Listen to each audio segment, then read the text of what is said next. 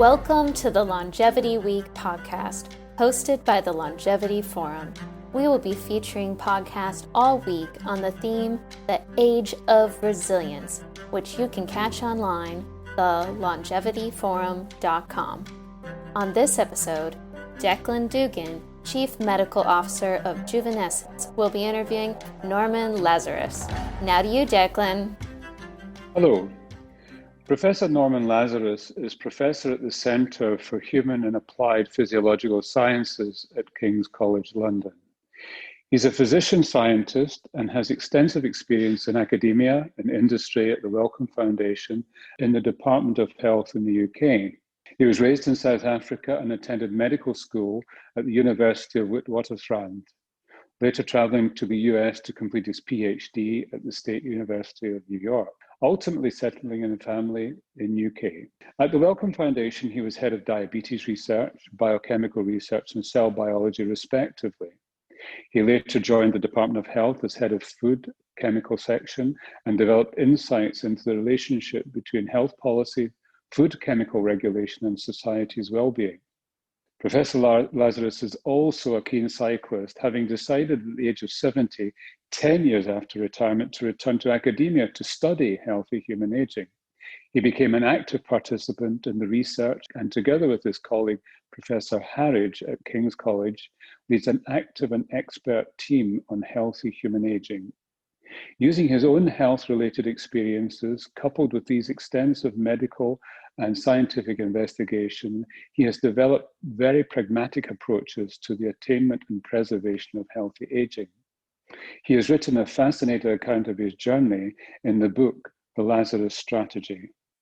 It is a privilege to welcome Professor Lazarus to the forum to share his perspectives. Norman, I'd like to ask you a few questions to understand your views based on these experiences and your research. I enjoyed your book, The Lazarus Strategy, and it shows how you became a wonderful example of healthy aging. I wonder, could you tell us what your health plan is and indeed how this came about? Well, I suppose I got to start when I was a young boy, because everything starts when one is a young boy. And I was born in South Africa in the Free State, way out in the farms. And of course, the thing about South Africa is the climate pushes you outdoors, summer or winter. And I was born at a time when the only electrical gadget anywhere in the house was the radio. So you had to do your own entertainment as a youngster. And of course, part of that entertainment you will immediately grasp when you are young is to do physical things. So doing physical things was just part of life. And when I moved to school, of course, the school also had a sports program, and we were all expected again to do physical things. Again, no great thought going into the idea of doing exercise. It was just part of what we did. At university, I played squash and the same sort of thing. However, in my middle ages, I also had a weight problem. So although I was active, I was unfortunately bordering on overweight into obese. And it was only at the age of 55, and you can tell I'm a late developer, which says lots about me, doesn't it?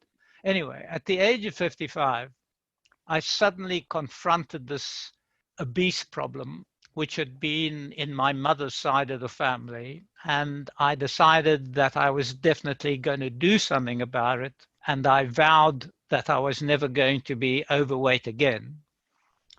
And as a result of that, I had this new lean body, which I could now take to places in physical exercise that I had never realized before.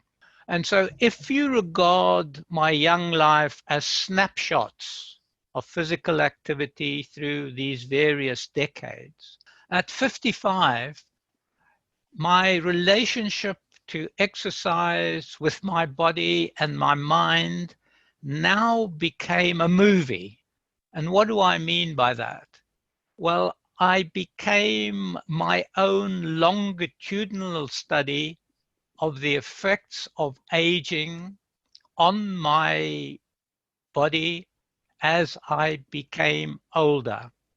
It was the first time that I became conscious that the way you lived your life, your lifestyle, in other words, could have an enormous impact on the way you aged and also on the outcomes of that aging. And it was from that time that I began to develop thoughts that aging or healthy aging, dependent upon integrative physiology, that I was not part of various systems stuck together, something like Dr. Frankenstein made his monster, but that all the systems were operating in concert and also were synchronous and coherent. And so then I began to interest myself in lifestyle and healthy aging. Thank you for that. You made a vow. Are Yes. you a very determined person, and are you unusual in this regard? I can't answer whether I'm unusual, of course, because it's one doesn't sort of do those kind of testing around for people to find out. But if you say, am I able to put my mind to something and stick to it? I think the answer is yes. Of course, and I'd really like to keep to this obesity side of it if I could. I'd inherited this problem from my mother's side. And of course, there's always a genetic element into it. But in these behavioral problems, and remember, I talk in this interview exclusively about behavioral problems and not other genetic problems. The genetic component is about 20%.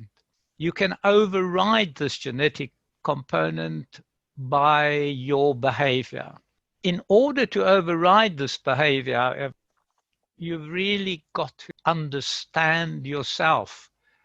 You've got to know that you have decided that enough is enough and that you are making the commitment to begin to change your lifestyle. Nobody else can do it for you.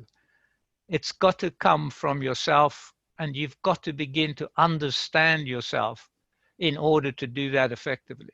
So in that instance, if you say, can I concentrate on something? Can I put my mind to something? The answer is definitely yes. What is your opinion of the present approach to aging and diseases of aging? Do you accept the concept of longevity research and extension of life expectancy?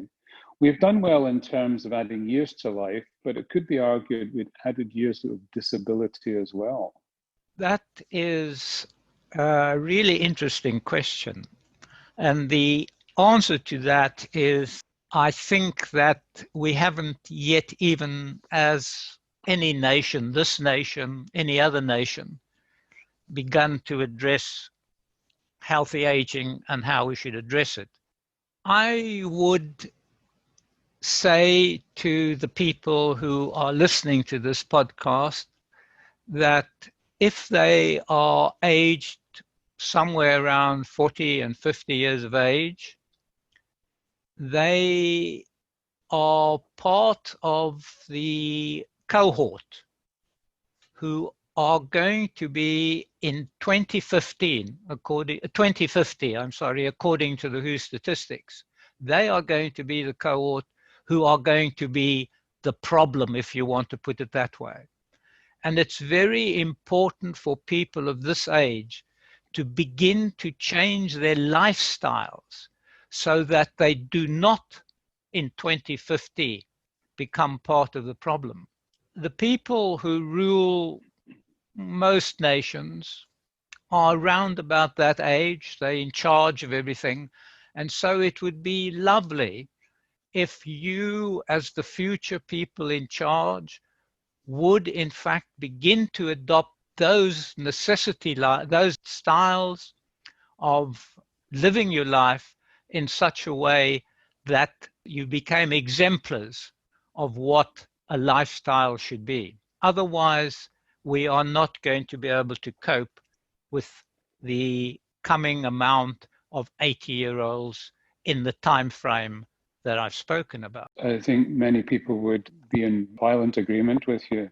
So is this a message to Boris Johnson, who is in the age group that you describe, and he could be a great exemplar of this? I would him out as the exemplar of what I want to do, but he certainly is one of the people. In fact, all people who are in charge, whether they are politicians, whether they are in charge of our health service, indeed, even those people who might be in charge of the purse strings for science, need themselves to understand that they, unless they change their lifestyle, are in fact not going to be able to present to us the proper examples of what we should be in order to ensure that those 80-year-olds who arrive are not problems. We mustn't look at them as problems. If we ensure that the people are living the correct lifestyle, then they become part of the solution. And 80-year-olds in the year 2015, I assure you, we're going to find that healthy 80-year-olds are going to make a very, very positive contribution to society. We must stop looking at old people as if they are a burden.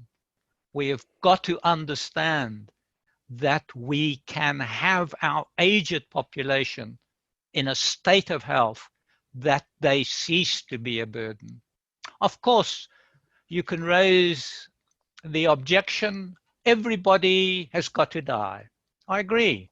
So what difference, you might ask, does it matter if you are healthy or unhealthy? Because we're all going to end up in the same place. Ah, my friends, the differences in the resources that if you are unhealthy are going to have to be allocated to you.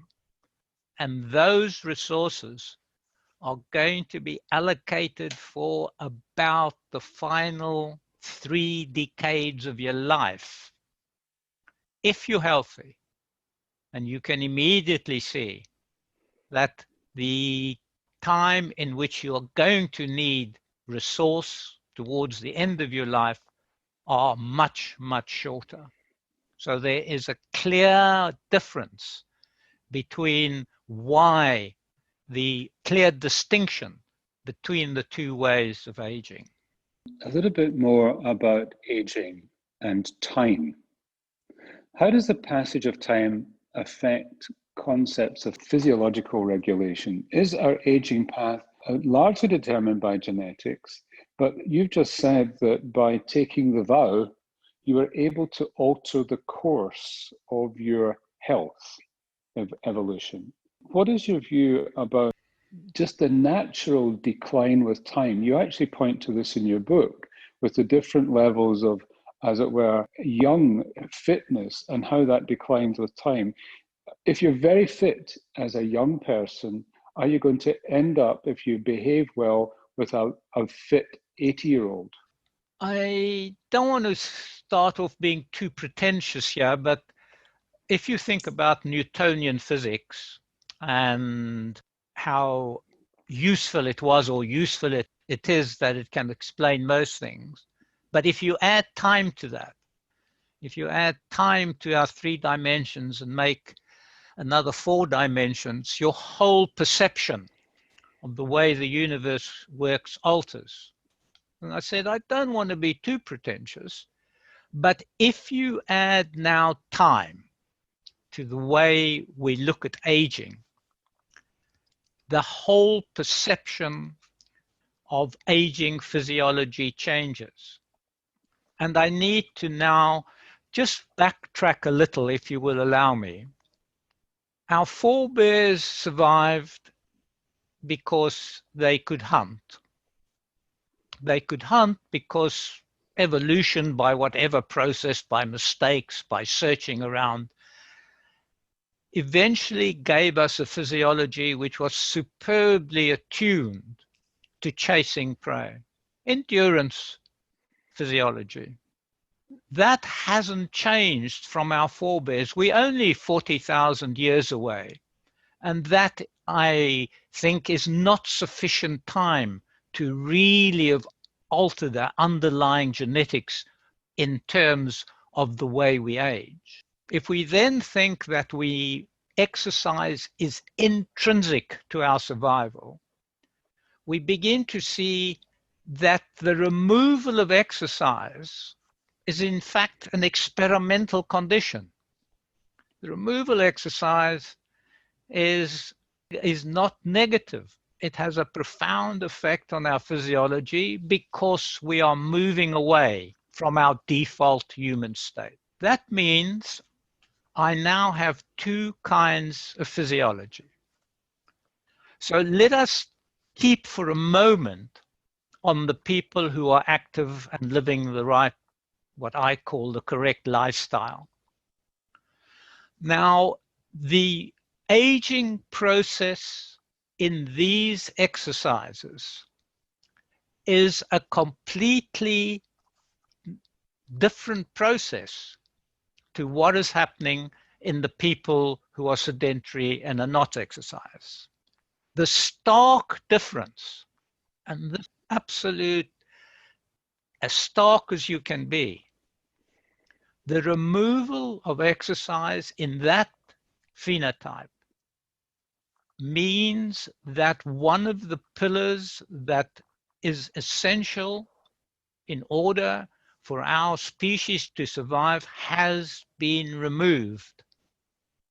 And the resultant of that, we can look and see all around us.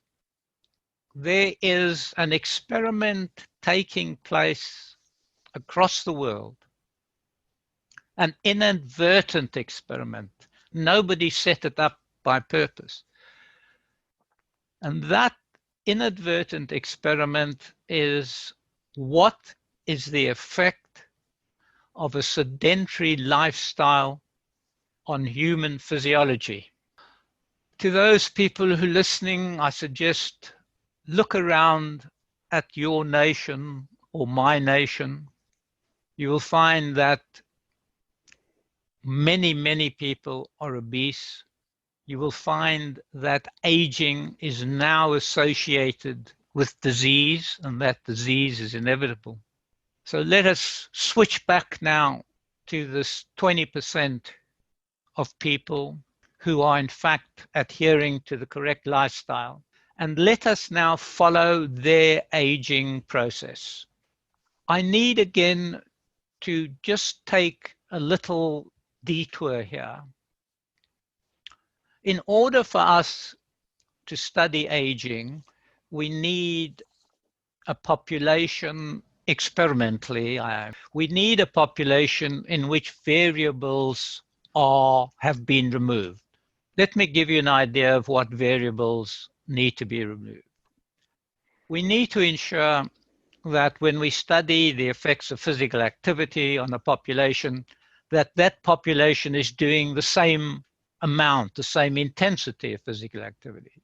We need to ensure they're in the same discipline. We need to ensure that they're eating the right foods. We need to ensure they're well housed. We need to ensure that they are of the correct mental attitude. All of those things need to be in place in order to begin to compare how the aging process is operating in these exercises.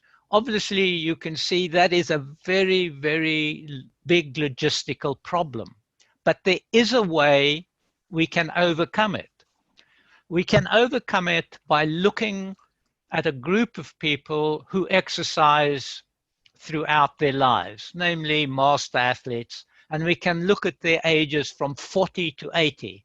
So you see now we can begin to examine the aging process over time.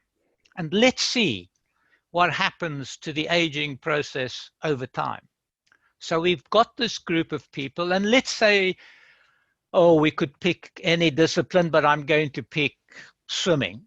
So we have this group of people, all swimmers, who in fact are adhering to a lifestyle, and all are adhering to a similar lifestyle. And let us follow them as they age. Okay, they're not the same people. In other words, I'm not doing a longitudinal study. This is a cross-sectional study. But it's interesting that even though this is a cross-sectional study, the differences between the people, because we've eliminated those confounding factors I spoke to you about, is almost as good as a longitudinal study. And what do we find? We find that, and these are beautiful studies looking at 11 years of American swimming championship at 1500 meters for people aging from 40 to 80. Again, what do we see? We see that their decline in their times for their event goes down gradually until about 75, where it suddenly accelerates. Why it accelerates, I don't know. But the important point I want to bring out to you, that is a smooth curve all the way down. There's absolutely no indication of any disintegration. And of course, you can define a disease because of the disintegration of physiology. That's one way of defining it. There is no disintegration of physiology. My listeners, you then say to me, that is 11 years of swimmers doing 1500 meters. What has that got to do with aging across the population? If I take swimmers who are doing 100 meters, okay, notice the switch. I'm going from endurance or long-term physical activity, not short physical activity. What curve do these swimmers follow as they age? In other words, how does their time decrease as they get older? The change in time over that distance follows the same change in time that the 1500 meter swimmer follows. I'm going to even blow your mind a little bit further. There are beautiful studies in which athletes, 100 meters, 200 meters, 300 meters, 4, 8, 15, 10,000 meters runners. From what I've told you, how the times of those runners going to change over time. And it turns out that the curves for each one of those disciplines will follow the same downward pattern as swimmers do. Makes no difference what the discipline is. They all follow the same curve. Now remember, we have made sure that these people in their disciplines, we've removed all the variables that we thought about. So what is left? What can be driving this decrease in their performance times? And the answer is age. You might then say, it's because they are athletes. But the athletes are not chosen on age. They are chosen on performance. So that doesn't quite hold water. What would happen, you would immediately ask yourself, to somebody like myself who's a dedicated exerciser? Well, I'd say, let us say I've decided to become a swimmer. I've got the wrong legs, I've got the wrong arms, I've got the wrong long body, but I decided I want to become a swimmer. So I'm going to be a terrible swimmer. My times are going to be horrible. But if now I keep to the same discipline, if I make sure I'm swimming at the same intensity for my age, if I make sure that my diet is correct and in place, if I make sure again that I'm thinking properly and I'm not depressed, if I make sure that my living conditions in order for me to be able to swim are proper, if I have the same motivation, namely that I want to be champion, and let us now follow me as I swim through my aging years. I see absolutely no reason for my performance drop-off to follow the same drop-off as any other athlete. And from that becomes the idea that the aging process that we have is a total human aging process, and that it's not individual to ourselves. You might then say, why then do we all look as if we're aging differently? Well, that is another question. And for that, I think I would like to go to the other phenotype, the non-exercising phenotype, which I would like to concentrate on for a few minutes. That phenotype, we've removed exercise. So we've removed one of the most important factors that drives our survival. As a result of that, we begin to get the imposition of disintegration of various physiological systems in the body. And now you see, I've moved from an integrated physiology to a disease model. And the disease model works in terms of systems disintegrating. And which system is going to disintegrate at which time depends upon the individual. We now can see that 20-year-olds are getting type 2 diabetes. So it can start very young. Or type 2 diabetes might start in your 50s. It's all dependent upon this variation of your physiology. But it is not the aging process that is determining these diseases. It's in fact lifestyle. And as a result of lifestyle begins to change the effects of the aging system on human physiology. Norman, that is a perfect point on which to pause and stop this interview, which has been fascinating. We could go on all day, but your perspective is truly inspirational. The fact that you don't just proselytize, you do it as well, is both a credit to yourself and to your specialty. All I can say is, as a consequence of talking with you, take a serious look at my own attitude, and my advice to my family may be somewhat more vigorous than it has been in the past. And I hope this message gets out to a lot of people, and that the folks on the forum actually take note of it and indeed take action. Many thanks indeed. Thank you very much, Declan. This broadcast has been brought to you by the Longevity Forum as part of Longevity Week 2020. We are very grateful to our sponsors, Juvenescence, Hill Dickinson, and Burnbrae. For more podcasts, visit our website, thelongevityforum.com, or follow us on Twitter, longevity_forum.